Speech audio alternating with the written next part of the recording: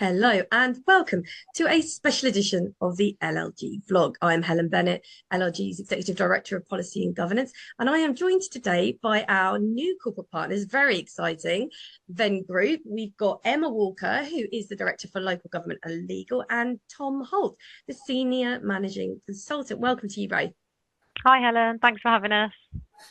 Thanks, Helen. Great to be here. No problem. It's delightful to have you here and really exciting because obviously you are a recruitment specialist. So that's a new addition to our corporate partner offering. And we're like really excited, especially at this time, because recruitment into the sector is difficult. We've got a lot of challenges, aging workforce. So I just want to take some time to talk to you about your market insights, your professional experience of what's going on in the sector, how that's changed from, say, the last 10 years. I'd like to explore a bit about the key skills and the soft skills that we now see that local government lawyers need to have because of that changing landscape. And also a bit about interviewing, if you're going along for an interview, what you should be thinking about, but also if you are the interviewer, what it is you need to know, what you need to concentrate on to make sure you can attract the right caliber of person. Yeah, and then just sort of what we maybe a little bit about EDI in terms of recruiting in your own image and the concerns around that and what employers can do as well. So a whole host of things to talk about. So let's start. I'm going to start with you, Emma. Let's start about what the current job market looks like for local government lawyers and what some of the challenges are. So the local government market at the moment is busier than ever in the legal sector. We've obviously got the challenges, as you know, in terms of budget constraints, devolution. There's so much going on, and as a result, it's led to a real increase in demand for qualified lawyers and experienced lawyers. And obviously, as you mentioned at the start as well about the aging population, people are leaving the sector. So it's really important to ensure that we have enough people coming into the sector to really try and keep up with the demand. Yeah, absolutely. Tom, do you agree with that? Yeah, completely agree. On my side of things, which is more focused on the monitoring officer and DMO side, with it being a slightly more aging workforce now, it's also important that we're able to inspire the next generation of monitoring officers, which is why the work that LLG does with the Inspire program and other initiatives is so important to help bring them through. Yeah, we're really proud of that actually, because that really concentrates on the skills that are needed to go into the profession. And we'll come on to that in a little bit, I think, in more detail. But what I'd be really interested in your journeys in terms of your background and at what point you knew actually about a career in local government law, because we do hear, well, we know it's just a fact that we know people tend to fall into it. Do you recognize that self in your own journeys? Absolutely. I mean, I graduated from law about 20 years ago, and during that time, I didn't know that a local government legal career was an option for me.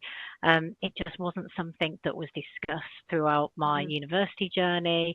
And since then, I've been speaking to friends, colleagues, and I feel that over the last 20 years, whilst a lot has changed, I think there still is that element of people don't know this is an option for them. I don't know if you feel the same, Tom. I know you graduated more recently than I did. Is it the same? Is it the same Yeah, now?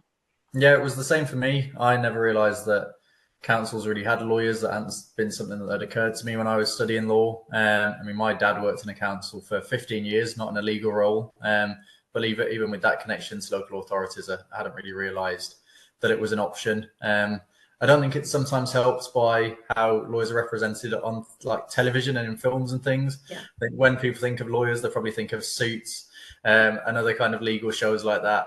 So maybe someone needs to start a show that focuses a bit more on the council lawyers, and we might get a bit more through earlier. I think that's a great idea. That would be really, really interesting. I think, I fell into it as well, by the way, completely by accident via a law centre, volunteering at a law centre. But what I would say is, for me, it used to be the case, and I'm really showing my age here, that under the solicitors' finals examinations that predated the LPC, there was a specific module in local government law that could be taken, to my understanding. And I believe when the LPC was launched, that remained for a small amount of time, but certainly didn't exist by the time we got to around sort of 2000, 1999, 2000. It'd gone, long gone, I think. So I could be wrong on my timings, but it certainly hasn't existed for quite a long time. And neither do I believe is it included in any kind of option module on the SQE. So, I mean, for a lot of people, that might have been the first alert to the potential for a career in local government law. Certainly, we have for the last, this is our 4th year, in fact, run a work experience week where we work with certain universities to advertise positions for work experience week, and also the profession as a sector to consider, legally speaking. Interestingly, when we ask people to apply and provide statements as to why they want to work in local government, they tend to get very confused about what it is local government does, with quite a high percentage thinking we sort of do the central government role and the parliamentarian role in relation to sort of writing statutes and things, which I find quite interesting. Why do you think that is, Emma? Why do you think there's no messaging there about local government? I don't know. I mean, it's such a shame because obviously, as we all know, local government it's a real passion, and people go into local government legal because they want to work with the community, yeah. serve the community. It does take a different type of lawyer, I think, and so the sector could be missing out on such a great pool of potential lawyers of the future. I have seen, though, in the last couple of years, things have really improved, because I was on a meeting yesterday with somebody from a county council in the Midlands, and they're running a work experience program where they're taking on a group of five students to run a program this year, and they're going to be spending time developing their skills, promoting the sector to them. As part of that meeting as well, we also organised a workshop with a local university. So I think this is happening more and more now, which is really, really positive to see, and I think will make a huge difference. Absolutely, and we take interns as well. We've been able to, well, they do their own incredible work, but us, our role in terms of bringing them on and encouraging them and giving them the skills, they've gone on to work in local government legal departments, or local government more broadly in other departments, which has just been fantastic to see. Mm-hmm. In terms of skills, what are the key skills do you think that an individual sort of needs to develop in order to make themselves a good local government lawyer? Of course, I mean, the knowledge and the skill set in terms of the law itself is, of course, the key and the foundation that the rest is built upon. But above and beyond that, some of the things that I think make the difference between a good lawyer and a great lawyer is the interpersonal skills and how you build those collaborative relationships. That's not just within the legal department itself, but also more widely with the client department, and also with the departments within the council. Because the more that you can understand and have those relationships across the whole council and what the whole council's aims are, the better placed you are to be able to advise on them. Yeah, absolutely. And probably a good healthy dose of resilience, when you say, Emma. Yeah, definitely. I mean, it's such it is a high pressure environment. It can be stressful. So having that resilience and that emotional intelligence as well, I think is really, really key, particularly today. I think those two things in particular, especially with the politically charged environment that you may be working within, and just the financial restrictions that are affecting the sector at the moment, but also just the changing landscape. Local authorities seem to change quite a lot, either internally within their structure, or, you know, with different administrations wanting to do different things. And now we're seeing, of course, the huge reorganisation agenda that's occurring. And of course, if you're in a district or a borough authority, you're wondering what's going to happen. There's got this huge amount of work and the amalgamation of unitaries, and there will inevitably be different roles and different ways of adapting. So, and also different powers to work under, because of course, the interesting thing about the local government sector that I think people kind of might not appreciate is the different types of authorities and the different types of functions that apply depending on where you are. So it's never a dull moment, I think, in local government legal world at all. Yeah, absolutely. So let's talk about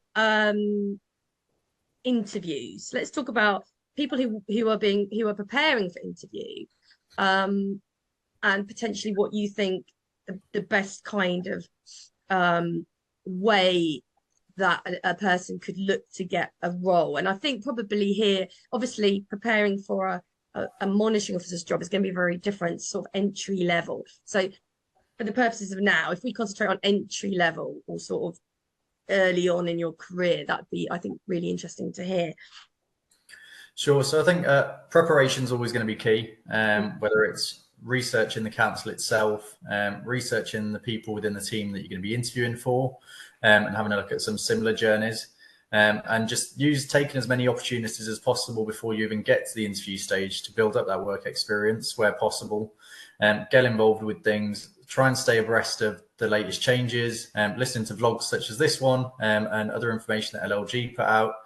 And then just thinking about what it is that you want to do to differentiate yourself from some of the other people that might be going forward for the role, why it is that you want to work in local government, why it's important to you, and the skills that you've got that you think would make the role a good fit for you, and just think about what you can offer, really, and do believe in yourself as well. A lot of people go into some of these interviews with a bit of imposter syndrome or not being sure of themselves. You've been invited to interview, and that's because the people interviewing you think you do have some of the right skills and experience. So believe that you're there for a reason, and do your very best. I think that's a great point. You have been selected to go, therefore you've earned your position. And I think that's interesting to think about it in those terms. I don't think people do. Would you want to add anything to that, Emma? Yeah, I think it's important as well to show your personality in these interviews, because I think particularly in local government, as we've just talked about, it's that emotional intelligence is key, and you're going to be working with these people every day, and they really want to see that you've got that passion for local government, which is so important. So I know in an interview situation, it's hard to get this across. It is hard, but just be yourself, let your personality shine through, ask the questions, because those questions also that you can ask the interviewer will just show your interest in the role and show that you want this job, you want to work in local government, you want to work in this sector. So think of any questions that you want to know, ask them. That now is the time during this interview to ask those questions. Yeah, absolutely. And I think actually that thing about being your authentic self, we talk about that a lot at LLG. That's really important, because we also talk about the family of local government lawyers and about the support that you will get and the fact that people actually do care. And it's a great place to find support and networking opportunities, together with really good exposure to really big things and important things. You know, it's such a vastly interesting place to work in local government. But you've got to be your authentic self, because actually, if anything, it's highly stressful if you're trying to present a version of yourself that simply doesn't exist. Mm-hmm. But that bit about asking questions, sometimes I think that's the most important element to showcase yourself in an interview, because you could do things like, I was reading, or I looked at your forward plan and I can see that you're deciding to do X, Y, and Z. And, you know, I think local government appreciates enthusiasm more than pretty much anything else. Yeah. What do you think, Tom? Yeah, I agree completely. And like you say, asking those questions is what elevates it from being just an interview to actually a discussion. And anytime an interview can become more on the discussion side of things, it's usually a good sign. And you're demonstrating that you're able to not just answer questions, but help develop a conversation. And that's going to be useful once you come to doing the role itself. Yeah. Absolutely. Now, it used to be the case. I say used to be the case. I hate the fact that I've got to a point where I have to say back in the day, but it's starting to happen more and more, and I have to accept it. But several years ago, decades, in fact, you know, I think certainly for Generation X, it was very much, you've got to do anything to get the job. You've got to do it. You've got to take it. You know, this is your first step. But I think that kind of rationale, that thought process, doesn't apply anymore, and it's equally as important for an employer to recognize that they're being interviewed as well in terms of the role that they're offering out. Well, yeah, Emma, what do you think about that? Am I right? Yeah, Absolutely, and I think, and as you said, that isn't always recognised. So when people go for an interview, it's important to represent themselves in the right way, but they are very much assessing the person that's interviewing them, the role that they're going for, the organisation, and really looking at what can this organisation do for me, and is this an organisation that I want to be part of and that I want to work for. So it's really important for any interviewer to really sell themselves, sell their role and the department they'll be working for, talk to them about what it's like to work there, and all the positive things about working in local government, because there are so many fantastic things, and it's about really sharing that information and using the opportunity during that interview to communicate that information to the person that's sat in front of them. Because that doesn't always happen, unfortunately, and we get that feedback a lot, that someone will come out of an interview and say, this was the job I really wanted, but I've come away from this interview feeling really underwhelmed and it's not something I want to pursue, which is a real shame. That is a real shame, isn't it? And I think you're right. I think employers need to be enthusiastic, they need to sell the virtues, but they need to be realistic. Yeah. So Tom, what would you say? What sort of advice would you have for someone who's interviewing, who's trying to get an idea of the culture that might exist in that authority? Sure. I think it's always worth asking the person how they describe the culture. For starters, just see what they think and whether they actually have an appreciation for the culture of the place. If you get just I haven't thought about that before, then you might know that the culture isn't necessarily as much as a priority for that person. It's worth asking about how the council supports things like work-life balance, remote working, flexible working, the way that they might have been able to offer ways of working that works for someone coming back from maternity leave, things like that, things that are important to you as the individual. And then asking about the values in the legal team as well. Generally, if you're interviewing with someone who's got a really strong idea and that's a priority for them, they will be able to give you a good answer. If they can't give you a good answer to the question, then it might give you the indication that actually culture isn't so much the priority for this team. And you'll get an answer. Sometimes not even a non-answer can be an answer in itself. Yeah, I think it's probably a good idea to find out how a local authority sits in terms of those things, which all affect well-being. But I will just say that one question I don't think anyone should ever ask, and it was actually asked to me once when I was interviewing, was how many sick days do I get every year? Well, you don't actually get any as such allocated, but yeah, it's slightly off-putting and probably not the best thing. And I'm sure you've both heard really horrific things as well. I mean, what are absolute no-nos in interviews? I mean, some of the no's are definitely being too critical of either your current workplace or former colleagues, current colleagues, anything like that. I'd always say focus on the positives of the opportunity that you're interviewing for, as opposed to the negatives of the place that you'll probably be leaving. I think that would be a key one. Sometimes, though, you can also be too honest with things. We've had it before where people have been asked, why would you like to work here? And the answer's been, because it's paying more than my current job.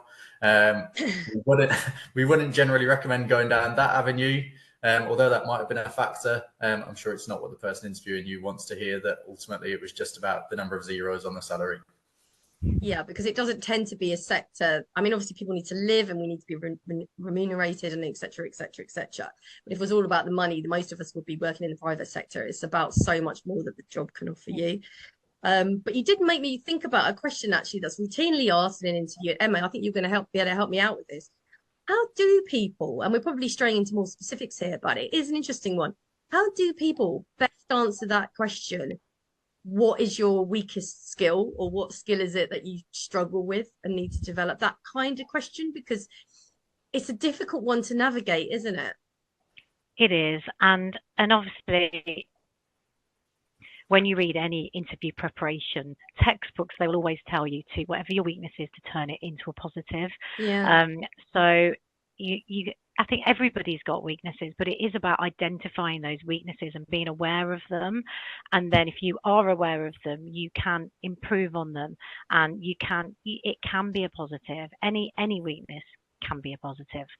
I mean, I know what Tom was just giving some really good advice there about what to not say in interviews, but I think the chat I mentioned earlier, I had a chat with somebody at a council yesterday, and they said to me that they did an interview a couple of weeks ago, and a couple of the people that attended were just not dressed appropriately for the interview at all.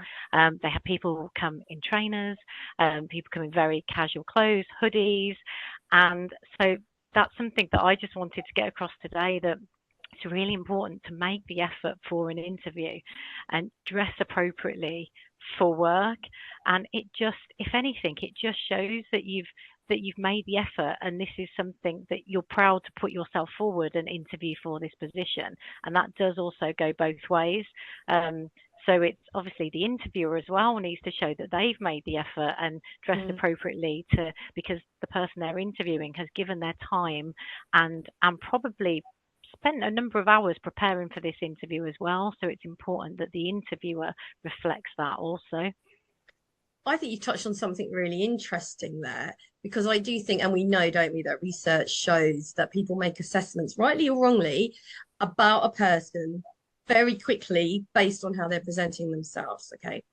So I do want to touch on now EDI in the sector and social mobility. Okay. So there are working like local government generally more reflective of the actual population. We've done some studies on this in terms of ethnic minority representation, women at the top table, and people with disabilities, etc., etc. So we're doing much better in the private sector, but there are still some gaps in terms of the amount of females, for instance, we have in the profession against the amount of female leaders.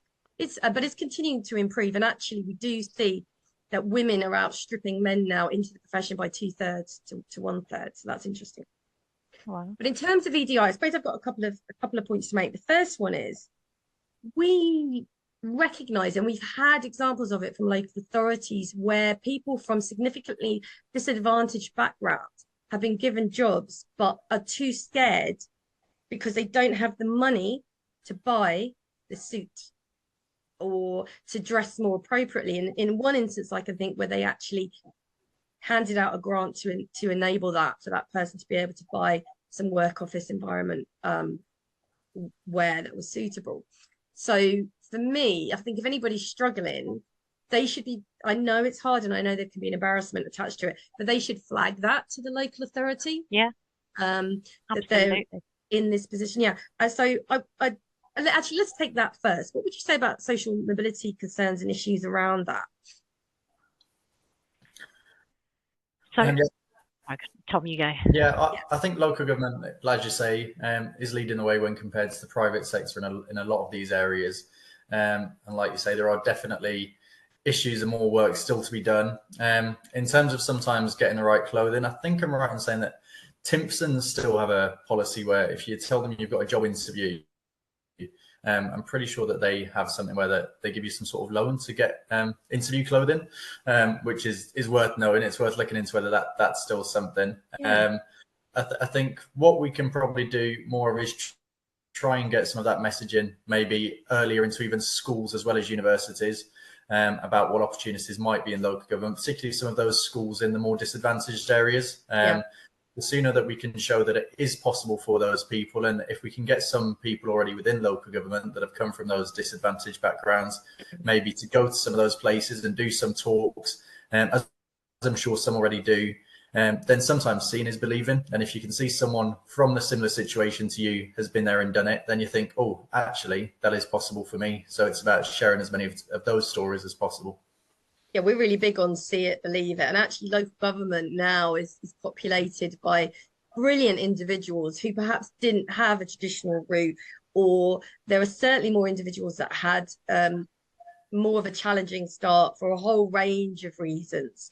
So local government is far more interested in, I would say, enthusiasm and any kind of job whether it be, you know, a Saturday job or this job where there's consistency, rather than a very strong academic record all the way back to your GCSEs.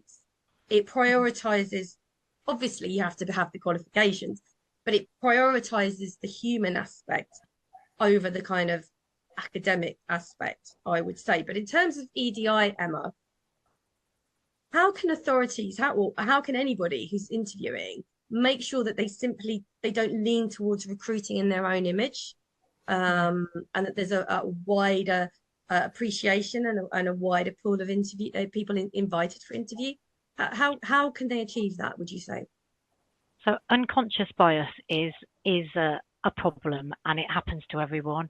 So it's about really being aware of that and recognizing that as well. And just ensure that, for example, if you're advertising for a role, you need to really think about where that advert is going and what reach it has, because I think sometimes unconsciously we are reaching to an audience where only a certain type of person may apply. So it's about really going above and beyond, and I think local authorities have actually done really well at this, and things are improving all the time, and I think it's about reaching, like, so I think you mentioned earlier, Helen, that you do a lot of work with universities, with schools.